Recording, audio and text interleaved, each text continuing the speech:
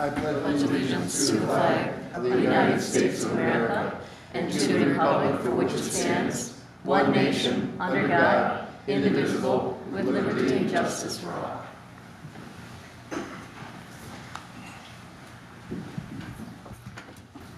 Lauren, can you please take the roll call? Yes. Councilmember Bachmann. Here. Mayor Beaton. Here. Councilmember Lundberg. Here. Mayor Pro Tem Sullivan. Here. Councilmember Schmansky. Here. Councilmember Grabowski. Here.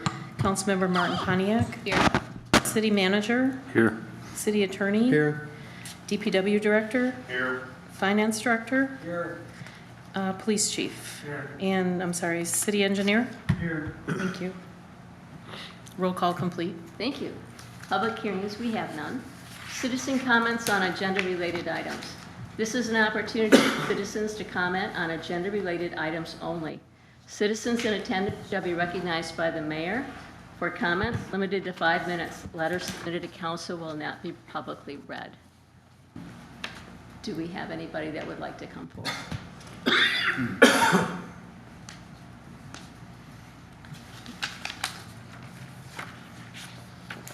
Moving on to the consent agenda. All agenda items marked with an asterisk are on the consent agenda and considered by the city manager to be routine matters.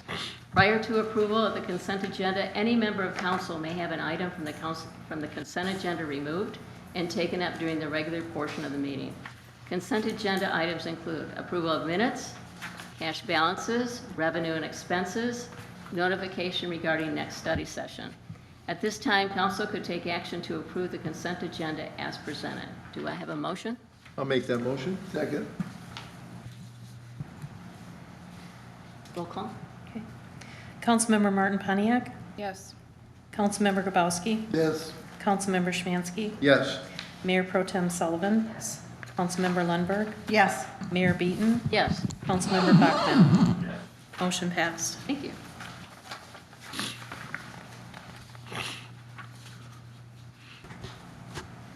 Unfinished business, we have none. New business. Consideration of a performance resolution with the Michigan Department of Transportation. The City of Manistee routinely performs utility work and other activities within the US 31 corridor. The performance resolution sets forth terms for the individual permits and annual permits required for those activities. The city has a current agreement in place. However, MDOT has updated the language. The city attorney has reviewed and approved the resolution. At this time, council could take action to approve the performance resolution for municipalities and authorize the clerk to sign, and further authorize the public works director and the city manager to apply for MDOT permits on the city's behalf. Do I have a motion? I'll make a motion. I'll second. Discussion? Would you like to give us a synopsis? Jeff, would you mind What- coming up and giving a summary?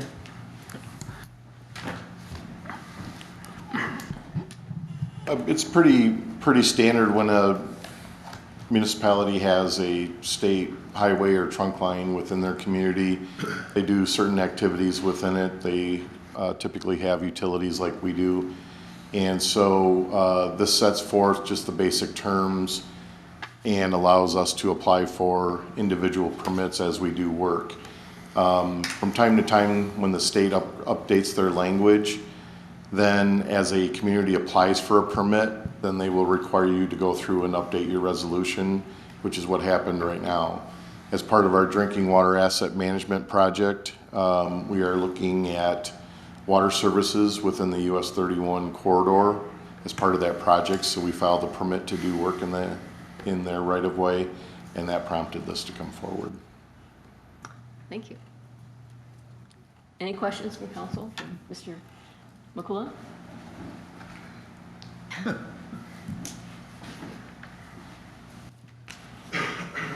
Council members, are you ready for vote? Yes. Lauren, can you take the roll call? Yes. Councilmember Grabowski. Yes. Councilmember Schmansky. Yes. Mayor Pro Tem Sullivan. Yes. Councilmember Martin Pontiac. Yes. Councilmember Lundberg. Yes. Councilmember Bachmann. Yeah. Mayor Beaton. Yes, I'm sorry. Motion passed. thank you. Consideration accepting a bid for utility Sorry. The City of Manistee annually solicits bids to complete utility patches throughout the city. 2021 bids were extremely high and were rejected. The Public Works solicited new bids this spring, with one bid being received. At this time, council could take action to approve a bid from Team Elmers in the amount of $30,840. I'll make that. Second. Discussion? I've got a question. How much higher is the bid this year than it's been in the past for similar work? It's about 30% higher. The prices that we got last fall were more like 45%. So, and I included in your packet the two bids that we got last year. The bids that we got, or the one bid we got this year, actually includes more paving, and the price went down. So I think it was a matter of the contractors didn't have the ability to do the work in the fall and put a really high price tag and said, we'll find time if you're willing to pay it, and we weren't. Okay. So that's why we waited again until this spring to rebid that. Thank you. And I just want to make everybody aware, I work for Reeve Riley, and I don't think there's a conflict of interest, but it's up to you guys if you want me to vote or not. I think you can vote on it. We're not voting on something for Ruth Wiley, so, Well, they were one of the bids, so. Oh, no. Last they year's didn't. bid. yeah. Yeah, they didn't bid it this. They didn't bid this year's. And the reason why I'm bringing it before council, we do this on an annual basis, but based on the city's purchasing policy, once it exceeds $25,000, it's required to come before council Have you worked with the Elmers before? for 30 years, yeah. Oh. They do great work. Okay. Both companies do. Thank you. Advanced? All right, I think it's time for a vote. Councilmember Szymanski? Yes. Councilmember Grabowski? Yes. Councilmember Martin Pontiac? Yes. Mayor Pro Tem Sullivan? Yes. Councilmember Lundberg? Yes. Mayor Beaton? Yes, Councilmember Bachmann? Yes. Motion passed. thank you. Consideration of budget amendment 2022-02 for fiscal year end June 30th, 2022. The City of Manistee is required by state law to ensure that actual expenditures do not exceed budgeted amounts. Over the course of the current fiscal year, unanticipated and unbudgeted events and/or council-approved expenditures have occurred. The proposed budget amendment addresses expenditures associated with those events to ensure compliance with state statutes regarding appropriateness. At this time, council could take action to adopt budget amendment 2022-02 for fiscal year ending June 30th, 2022. I'll make that motion. I'll second it. Mr. Gamble, would you or Mr. Bradford like to talk about changes? Yep. So there was a fire truck repair, I believe council was briefed on, but Mr. Bradford, I'll have you go through the other ones. Yeah. Good evening, council. We had a few budget amendments that we needed to get in for the end of the fiscal year. As the city manager mentioned, we had some emergency repairs on a fire truck that needed to go down. And then when they got down there, they found some other things, so we thought it prudent to get the work done all at once. Those are items that really weren't anticipated in the fire department budget. They do have maintenance items, but this was quite a bit higher than what they normally have need for. Second item is a small increase in the fee paid to the investment manager for the oil and gas fund, and that was based on the higher than expected values in the oil and gas fund earlier in the year. Obviously, it's gone down quite a bit with the stock market decline, but that's not reflected in these fees. Building inspector, we needed two adjustments there. One was for the amount that we pay our contractor.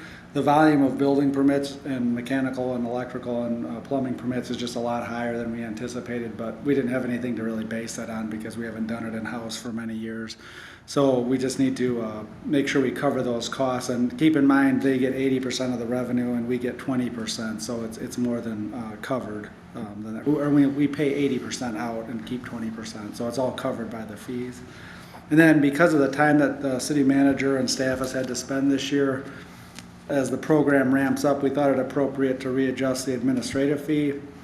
that's paid from the building inspector to the general fund to kind of get in line with that 10%, which is typical, so there was an amendment needed there. And finally, we got the grant from the waterways to replace the docks. That wasn't necessarily anticipated during the budget. We knew we were gonna apply, we didn't know if we would get it, and we did receive it, so since we've got the grant in our expending funds, we need to do a budget amendment for that.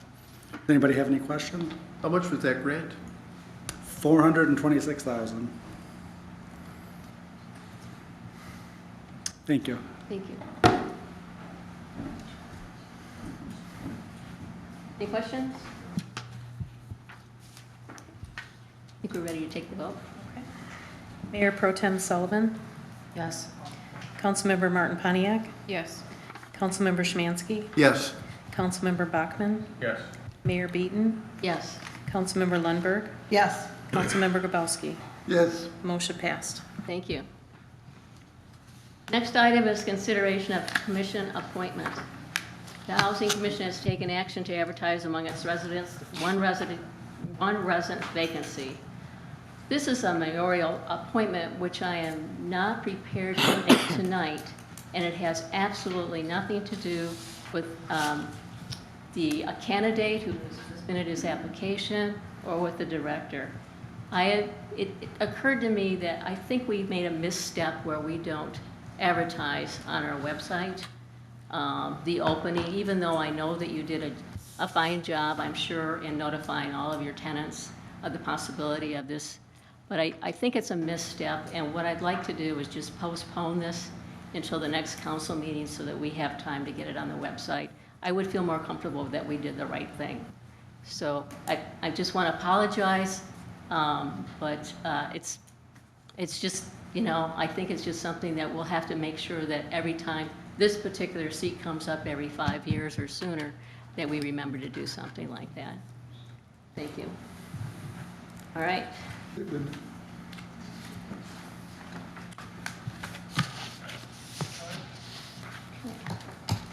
Consideration of applications to boards and commissions.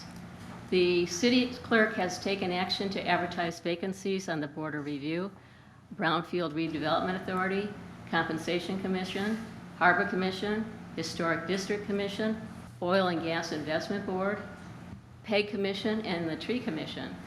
Mayoral and manager appointments require a motion, second, and council voted support. Nominations for council appointments do not require a second.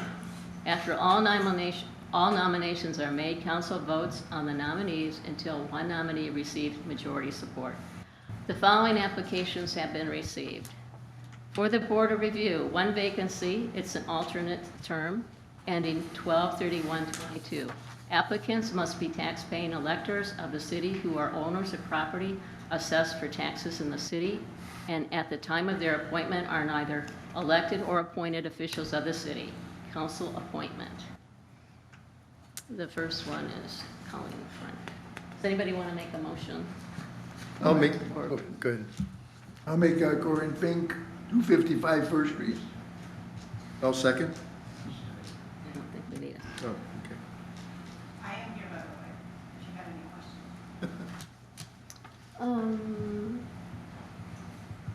Ready to vote? Could I ask just a quick Oh, question? absolutely. I'm noticing on here that she applied for one or the other. So is she going to be taking both of them? Because you have her in both spots. I just didn't know for sure if that. Yeah, I would do one or both. It sounded like what she just said, the last, I can only do one on the first. If I had a choice, I'd like to do the second one, but I can do both or one or the other. Okay. And/or. And Okay.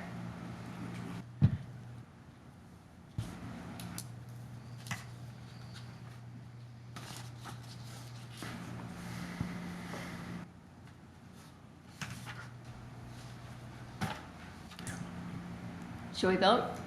Yep. Mayor Beaton, Yes. Councilmember Lundberg, Yes. Mayor Pro Tem Sullivan, Yes. Councilmember Martin Pontiac, Yes. Councilmember Bachmann, Yes. Councilmember Grabowski, Yes. Councilmember Szymanski. Yes. Motion passed. Thank you. Brownfield Redevelopment Authority, 2 vacancies, 1 term ending 6/30/24 and 1 term ending 6/30/25. Mayoral appointment. Corinne Fink, for 1 term ending 6/30/24.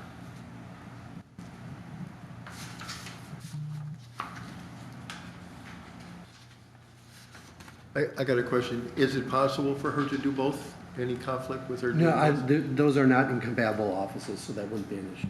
Okay, so I'll make that motion. A second. I'll just want to say a couple words about it. I did serve on Board of Review, so did Aaron, by the way. And it only meets a couple of times a year, and it's really valuable to go and take the class and learn about what's going on. So and I think you would probably have time to do both. So I'm okay with this. And you're okay with? Yeah. Okay. All right. I think we're ready for a vote. Councilmember Bachmann? Yes. Councilmember Martin Pontiac? Yes. Mayor Pro Tem Sullivan? Yes. Councilmember Lundberg? Yes. Mayor Beaton? Yes. Councilmember Grabowski? Yes. Councilmember Szymanski? Yes. Motion passed.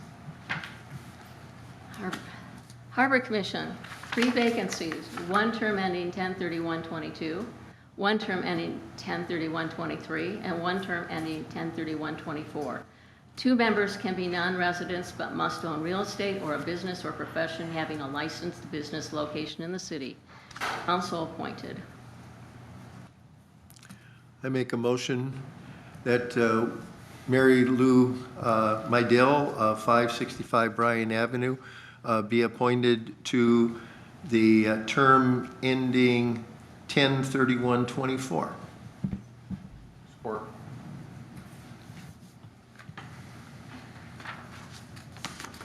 Any discussion? No. I think we're ready for a vote. Councilmember Szymanski? Yes. Mayor Pro Tem Sullivan? Yes. Councilmember Lundberg? Yes. Mayor Beaton? Yes. Councilmember Bachmann? Yes. Councilmember Grabowski? Yes. Councilmember Martin Pontiac? Yes. Motion passed. Oil and Gas Investment Board, 1 vacancy, term ending 6/30/26. Mayoral appointment. I'd like to appoint Jeff Roll, 263 River Street. Support? Okay. Any discussion? Not a second Second. yet. The support would actually be the motion. You I'll need a make- motion and support. I'll make the motion. I'll There you second. go.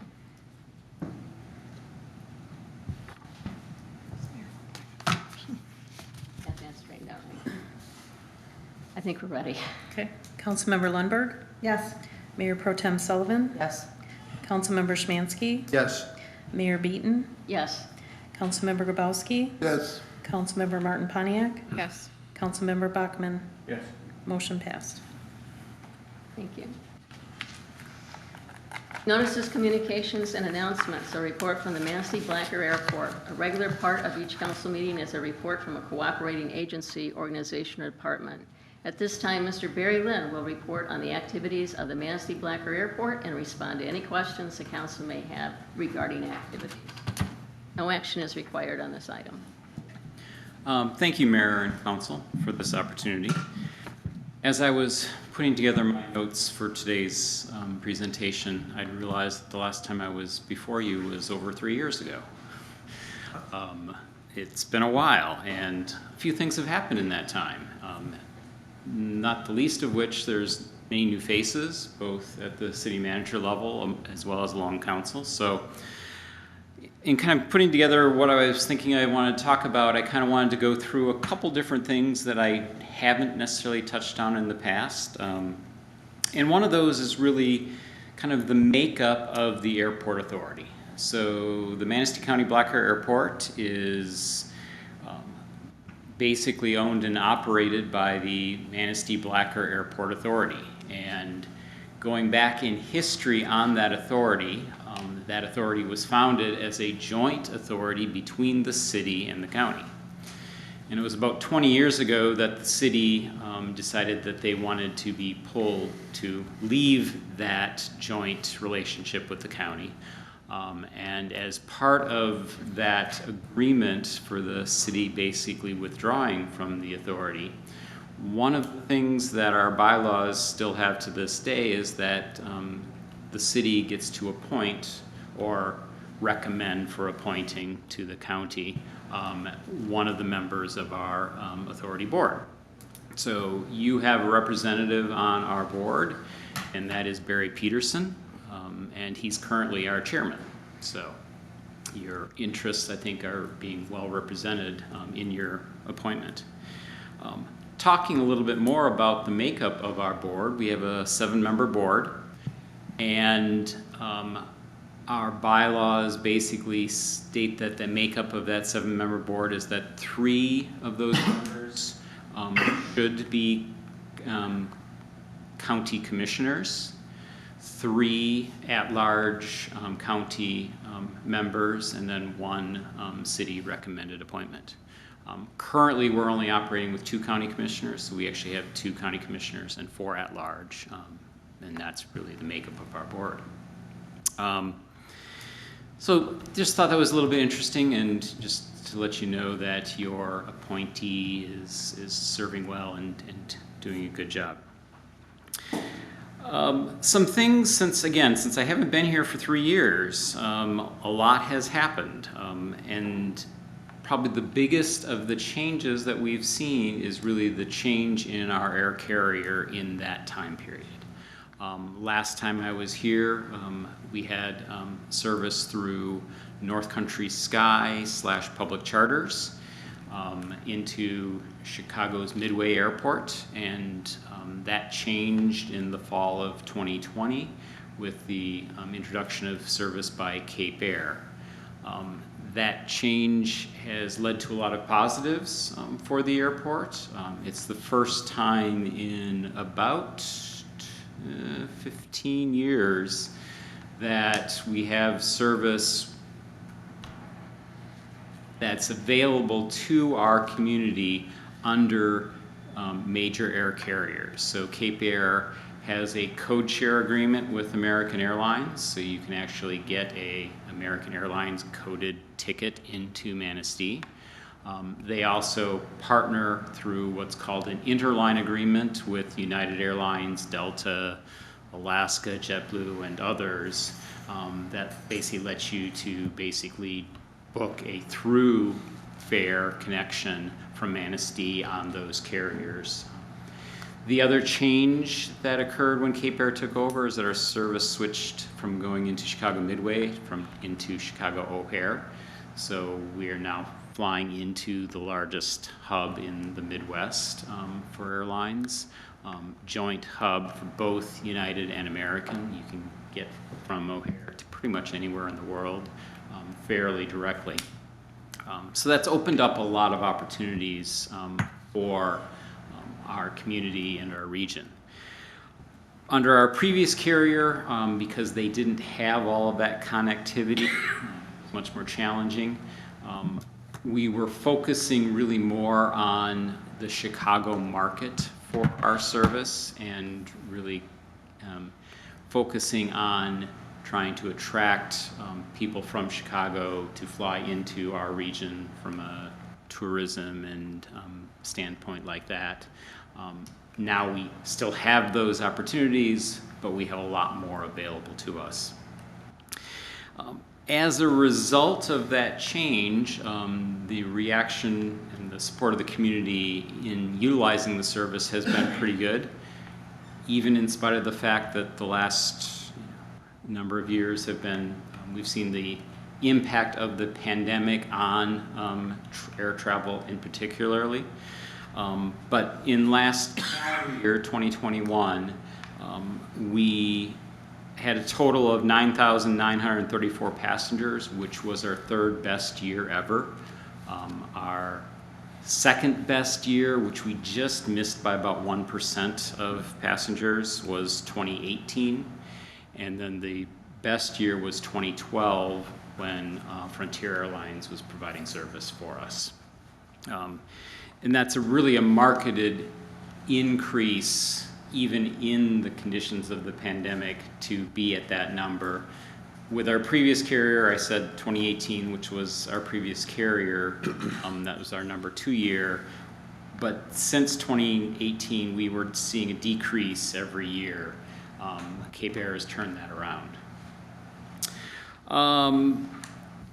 So where do we stand? As you may know or may not know, air service, commercial air service to Manistee is subsidized through a federal program called the Essential Air Service Program. It enables air service to continue in small communities throughout the United States. Basically, there are a lot of criteria for community eligibility, but the major one of those is that communities that had service at the dawn of airline deregulation in the late 70s are communities that are eligible to see that service continue and to be subsidized if it is necessary for that to occur. We've been a subsidy, our service has needed subsidy since the late 1990s, so for really the first 20 years under airline deregulation, we were an unsubsidized airport, but subsidy kicked in the late 90s. And under the standard essential air service rules, U.S. Department of Transportation puts out an RFP for airline service generally every 2 years. So I had said that Cape Air started in the fall of 2020, so actually this spring DOT went through and rebid that contract because that first contract ends September 30th of this year.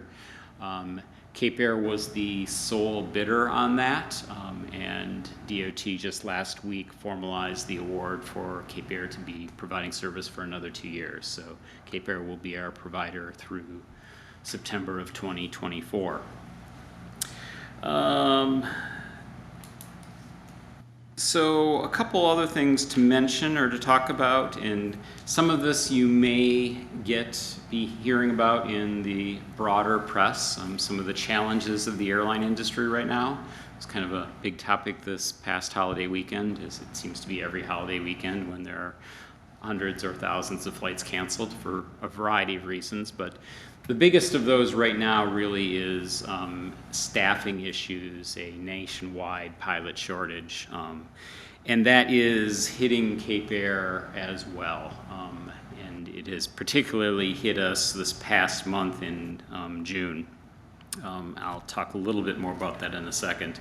But it's not just it's not just impacting us. SkyWest, which is the largest regional carrier in the U.S., back in March announced that they were pulling service out of 29 essential air service markets, so 29 small communities they were going to drop service to, including 2 in Michigan, Muskegon and Houghton Hancock in the UP. So those 29 communities are going through an RFP bidding process to see how they're going to continue service. Under the terms of essential air service, a carrier can't just stop service. They're obligated to be held in to provide service until replacement service is found. So SkyWest is continuing to serve those communities, but they're struggling as a regional airline to maintain staffing levels.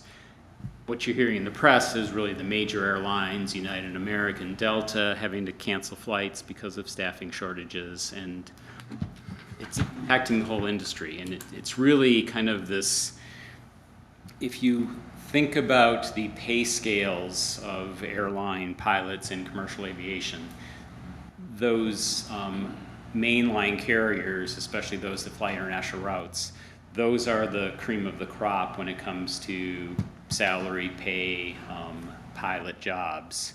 So when they're struggling and they're paying quite well, regional airlines are a tier below that, and then small carriers like Cape Air are yet a tier below that.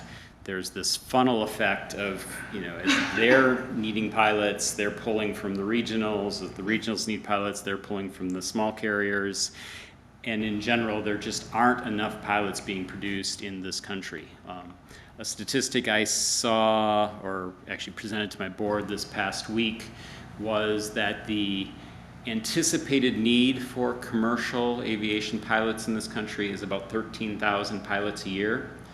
And the system right now to train new pilots can produce roughly 6,000 to 7,000 a year.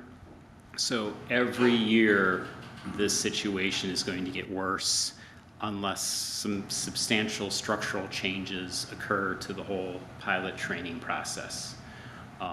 Some of those are legislative at the national level. About a decade ago, changes were implemented that made it significantly more difficult to become an airline pilot. And that, combined with a high retirement rate, has kind of gotten us into this situation. And COVID didn't help with people moving on to different careers or retiring early, et cetera, et cetera. I mentioned Cape Air being impacted, especially this last month. So a small airline like Cape Air, because they fly small aircraft, can operate those aircraft single pilot. So they don't need, for the regulations, to have a co-pilot. A side effect of that is that if they do have a co-pilot, that person can operate in that position at a much lower number of hours. So Cape Air becomes a really great inroad for pilot training for other airlines. So Cape Air has been training a lot of pilots, ultimately becoming captains. Cape Air makes every one of their first officers who goes through their training sign a contract that says they will continue flying with Cape Air for a year after they reach the point of becoming a captain, so that Cape Air is getting the benefit of investing in that person's training. Well, right now, about 90 to 95% of the first officers that are going through that are breaking their contracts, and within a couple of weeks of achieving captain, moving on up to bigger airlines because they can make a lot more money very quickly in doing that. So Cape Air has actually stopped training pilots because it can't afford to train them and then have them disappear. So there's a whole structural issue around the pilot shortage that doesn't necessarily all get reported in the press. Talking a little bit more about how this is impacting us, I really want to look at the last 2 months, May and June. It's really a tale of two different scenarios. May, where Cape Air, we had a stable set of pilots assigned to Manistee for the entire month. We are contract with, or for Cape Air, we have a seasonality difference, so we have more flights in the summer, less in the winter. May is one of the transition months where that ramps up, so we had more seats available. So in May, we had 45% more passengers in May than we did the previous May. And again, that a year ago, we had very good numbers. So everything was going very well in May. June, transitioning for Cape Air, it's the month of the year where they transition pilots to, the pilot situation is pilots bid on routes, and then based on their seniority in their union, they get the routes and they all change in June. Well, that hit us because we lost our good pilots who were stable, and we transitioned in new ones, and there were some routes that didn't get bid on because of their shortages. So in June, versus a year ago, we're now down 40%. So 1 month we were up 45%, the next month, because we had a large number of cancellations because we didn't have pilots to operate, we're down 40%. I think we're stabilizing now as we get into the heart of summer, July, but we'll see what the future holds for us.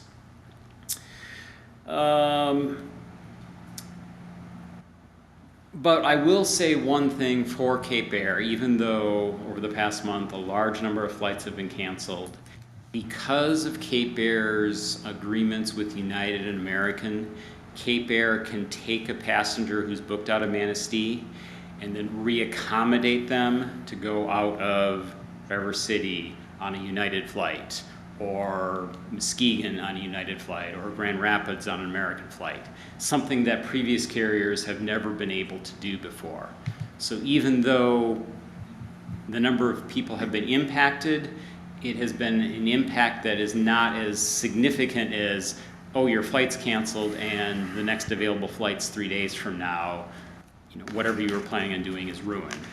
It's like, okay, we're gonna get you a taxi up to Traverse City and you're gonna catch the 4 o'clock flight out of Traverse City, and fairly seamless to the passenger when those interruptions are occurring. And I really appreciate Cape Air's willingness to do that. It's costing them a lot of money. They're losing money doing that, but it's the right thing to do. Then the last thing I want to talk about is really a little bit of airport funding. So when it comes to capital projects, most of our funding is federal dollars. And as a result of COVID era financial support, the airport is getting more money than it was before. As a result of the bipartisan infrastructure bill, that essentially is doubling our annual allotment. Now it's only going from $150,000 a year to $300,000 and $309,000 a year for the next 4 years, but it's still a doubling, so there's something there. But there are other pools of money that are set aside for smaller airports that we think we've got a good chance of partaking in as a result of this. And in fact, right now we are looking at, over the next 5 years, about $10 million of capital improvements at the airport. The largest of that being about a $7 million project to completely replace our main taxiway, and as a result, there's a cascading effect of it. Affects lighting, it affects ramp, it affects other things. But we're also looking at some terminal improvements, even though we think of our terminal as a brand new building. It's now approaching 15 years old, and HVAC is starting to show signs of aging, and there are dollars set aside for terminals that we're trying to tap into. So overall, we've got about $10 million in projects lined up if we get the funding to all fall in place for that. And that is everything I wanted to cover. Any questions for me?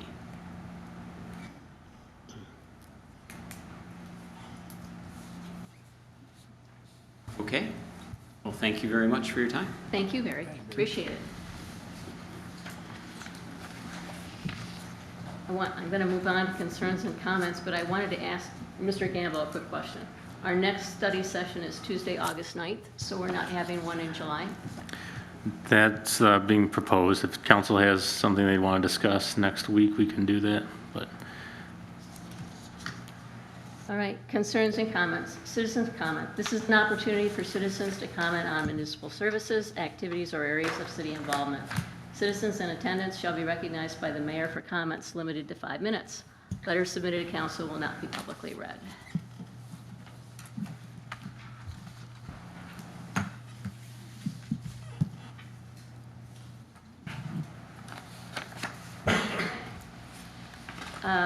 Moving on to officials and staff. Mr. Gamble. Thank you, Mayor. Just following up on some items from last council meeting. We had the Mack Park fence removal. The gates were picked up. The fence still needs repair.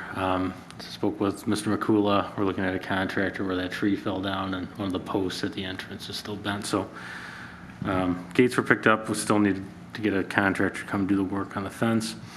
The MRA survey was posted to the website and Facebook for Councilwoman Lundberg's request. The study session discussion on the charter amendment, we'll look at, work with Heather. I think maybe September we'll revisit that. And then the mayor asked about a request for service on the website form. I've implemented these in a couple cities I worked in before.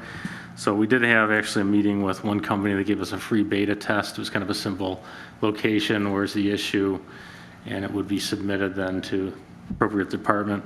That was kind of a more simple one. Then actually the website that we have, Civic Plus, has a report of concern feature that we'll look at. So we're beta testing the one. So we'll keep council posted, but staff and I are looking into that. Also, the DDA Streetscape, I worked with them on doing an RFP. Proposals were due last week. We received 5 proposals, some good firms, including Spicer. So we'll take a look at this. This is sort of, getting design elements for areas of downtown with cost estimates and then specifications to implement if decided. So there's also a public engagement component. So I think we had 3 in there where there'd be 3 separate public engagements. So I think more to come on that.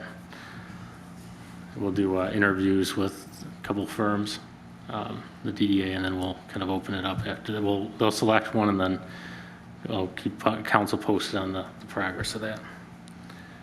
That's all. Thank you. Mr. Saylor. Nothing, Honor, thank you. Lauren, do you have anything? Nothing, thank you. Ms. Radford. I just want to clarify one thing. Councilmember Szymanski asked about the amount of the grant for the marina, not the amount of the project. And I think I misspoke. The grant was about half of that, $200,000. The rest of it's being funded through Common Fund. So I'm sorry if I misspoke. Thank you. City Engineer. Nothing, Your Honor. DPW Director. Nothing, Your Honor. Police Chief. Just quick comment, parade fireworks, no major incidents. Fireworks went off and nothing major with the parade, so just a quick report. Mr. Atkinson. I just want to commend everybody on the weekend, the parade, and the festivities. It was really good. Great job, everyone. Mr. Grabowski. I rode through last night when the fireworks were supposed to go off, and boy, it was crowded on that end. People were hiding underneath at the refreshment stand, trying to get out of the rain. It was a mess. But I guess everybody came along pretty good. So I had a few complaints about those bikes again, riding on the bike. A lot of young kids are riding those things. So a lot of complaints about that. Otherwise, they're great. Just a question. I've had a number of people ask about the markings on the street, all over, the yellow arrows and things and numbers. Can you explain exactly what the code is for all those markings that have been appearing all over the street? I noticed them today. I don't have any idea what those are. Is that for runners or something? Was that yeah. They're all over. I mean, there's some in front of our house. They're in multiple locations where they've been painted on the street with numbers, and I thought it had Even the something to do with 5K. the waters. I thought it was with the grant, the water grant thing, because I've noticed it too. Yeah. I can make some inquiries and see if I can get you. Yeah, I'm just curious, because I've had people ask, and I assumed, again wrongly obviously, that it had something to do with our water program. But Yeah, I assumed it was work that surveyors were doing, but I really don't know. Okay. So if I find out, we'll give the response through the city manager to you. Thanks. Mr. Bachman. Just want to say, there's a lot of scooters out there that are not bird scooters. I mean, tons and tons of kids are riding these electric scooters that are going, my grandkids got them, neighbor kids got them, they're all over the place. So every scooter out is not a bird scooter. Right. Now, the ones that are banned all over heck are bird scooters, but the rest of them are not all bird scooters. That's all I got. thought it was great to see them all row over town. I had a couple friends say they tried them and it was really fun, so I think, I haven't gotten complaints, I've gotten more of the other, like, this is a really fun thing to our city, so, hopefully that'll work that way. I just wanted to say thank you as well. It was, I think 4th of July is one of those times when we just feel very proud to be here in Manistee, and I thought we, did a very nice job, so everyone involved, thank you for all the work, getting it cleaned up and, everything running very well, so really proud to be part of the city. I just had one other thing I put in my notes after listening to Mr. Lind talking about staffing. I keep thinking about our hotel that's going in and all our new stuff going in and Fracano's opening up, and then I'm looking at our existing places and they can't get staffing. I don't know what the staffing issue is. I can't for the life of me figure it out, but I'm getting worried that we're gonna have all these beautiful new places and we won't have people to work in them. I don't know if there's anything that we collectively as a city can do to help that or help our businesses attract people or something, but it's certainly something that's on my mind with all this new wonderful stuff gonna be coming to our city. We can't get enough waitresses and waiters in the cities, in the restaurants we have, so just kind of coming up in my brain, so I don't know if anybody's got a thought on that, but. Affordable housing. That's part of it. So, yeah, just kind of want to collectively think that, you gotta think about that. That's all I have. I got nothing. That's saying a word, nothing. Well, I thought the Forest Festival weekend was just, it had something for everyone. I was not a participant, but I was in attendance at the Little Big Shots down at the Lions Pavilion on Saturday. And the talent we have in this community, starting at age 4, is astounding. Ron Stoneman was the MC, and he was so gracious and so kind and just so willing to do the job of the MC. It was really nice to see him in that environment and interacting with the children. I mean, shaking hands and you know, talking to a 4-year-old who had just sung "You Are My Sunshine" was just absolutely precious. So, had a great time with the parade, had a great time, you know, watching my husband playing the clown band. That's always pretty entertaining for me. And I just want to thank the city for all that you have done to make this a successful event this year. I just felt like we just hit it out of the ballpark. And I'm very proud of the city, so thank you very, very much. That's all I got. So I'll take a motion. Sure. All right. Adjourned. Know your training.